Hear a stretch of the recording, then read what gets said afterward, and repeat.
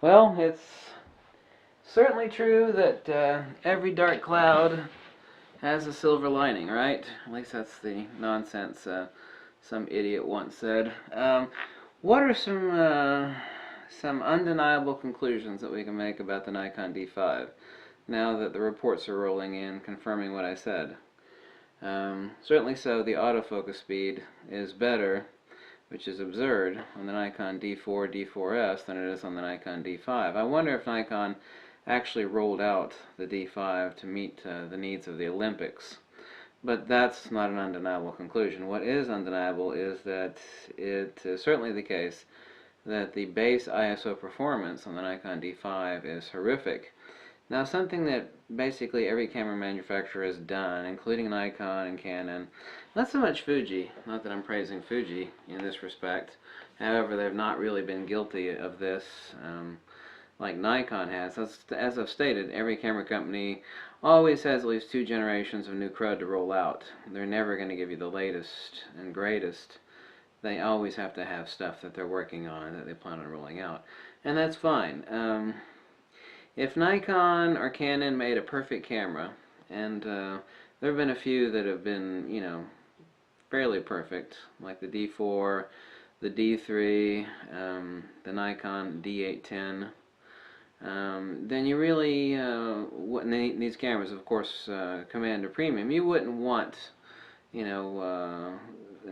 any of these other cameras, and they would not sell that well. Nikon has an array of cameras to sell, and so does Canon, and so do some of these other people. So what if it were the case that people didn't know and they were going to buy the Nikon D5, assuming that it's an improvement upon the Nikon D4?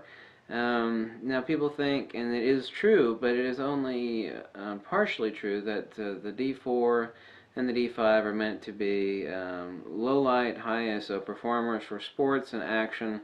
But here's the point. A lot of people use those same attributes in the camera, as was found in the Nikon D3 and the D4S, to shoot in low light, high ISO situations in weddings and sports and whatnot, but they'd also, after the wedding was over, take bridal shots outdoors and base ISO 100, 200, 400.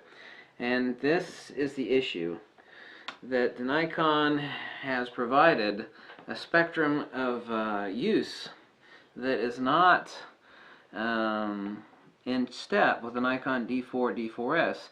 Let's just forget about the autofocus speed issues. Let's just focus on the fact that it is an undeniable conclusion that the Nikon D5 has issues with low ISO. Well, you have sports and action over here, and over here you have low ISO portraits, outdoor receptions and whatnot, and someone who would be wanting to upgrade their Nikon kit and buy a pair, a primary and a backup camera, buy a primary and backup Nikon D5. What they wouldn't realize is that Nikon has selectively neutered this camera, the D5, to be a vampire camera. And what does a vampire camera mean? It means someone that doesn't shoot out in daylight. If you're a vampire, then the Nikon D5 is for you. Although I still could not stomach the slow autofocus issues on the Nikon D5, but let's just forget about the autofocus issues. This is a problem. This means that while Nikon has certainly stated that this is a low light, high ISO performer for sports action, whatnot and so forth, and I admit that the pictures at some of the high ISOs on the Nikon D5 are gorgeous. And I never said that the Nikon D5 was going to molest you in the middle of the night while you slept.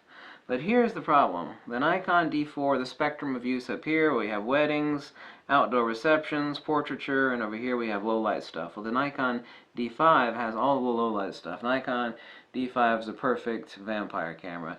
But the problem here is that this is the reality of the Nikon D5. Is that what the Nikon D4, D4S, and the older Nikon D3 could do up here in outdoor, low ISO, and weddings cover both. One of the serious people that purchased the Nikon D4 and D4S were not just sports action, low light shooters. They were people that had shot weddings, and for indoor shoots, the Nikon D4 and D4S and Nikon D5 are perfect for indoor low-light ISO. That's undeniable. But the undeniable conclusions are that this spectrum of use is absent from the Nikon D5. So you've got a new camera that's, if you're going to charge that much, my God, don't charge $6,500. You're going to have a Nikon D5 that at least has the same spectrum as the Nikon D4 and D4S, and it does not. Nobody wants to say, oh, Nikon just rolled out a Nikon D5, the new flagship camera. You would think that it would perform the same in base ISO outdoors, but the fact is that ISO 100, 200, 400, etc. has serious noise issues, especially if you push it. And I said that this would be the case. I mean, you can't weight a camera that heavily because the silicon sensor technology it can only be pushed like a seesaw one way. You can push it heavily one way or the other, or you can kind of make it even across the board. So yeah, well, Nikon D5 has obtained some nice vampire characteristics for shooting incredible low light, which is undeniable. It is missing an important spectrum of use right here, and that is also undeniable. So anybody that's jumping ship to the D4 to D4S to the D5 is going to be in for a rude awakening. But I welcome this because it has helped me snag one camera that I got rid of, which I never should have got rid of, was the D4, because now the silver lining for everybody with more wisdom than money, or whatever the case, and knows now that the Nikon D4 D4S is a really incredible value. I just mentioned that value from Roberts on $2,500 if you call in. No, this is not an advertisement. Basically the fact is that globally the Nikon D4 and D4S have really dropped into the basement. So that's good news if anybody knows the fact that the D5 suffers this issue. So, anybody that's jumping ship, you're going to be in for a rude awakening, because what you have up here is not what is present down here. And D4, D4S, and D5 are not meant strictly for vampire photography. While that is where they excel, a lot of people that own these cameras or will be purchasing these cameras are expecting this spectrum of use over here, and it doesn't exist in the D5. So that, Nikon, is where you screwed up. Or, Nikon is not a bunch of idiots either. Nikon might have done that intentionally. They're charging you a premium price on a premium camera, but now it has fewer attributes for base ISO shooting. Outdoor portraiture, outdoor sports, for example. That's a problem.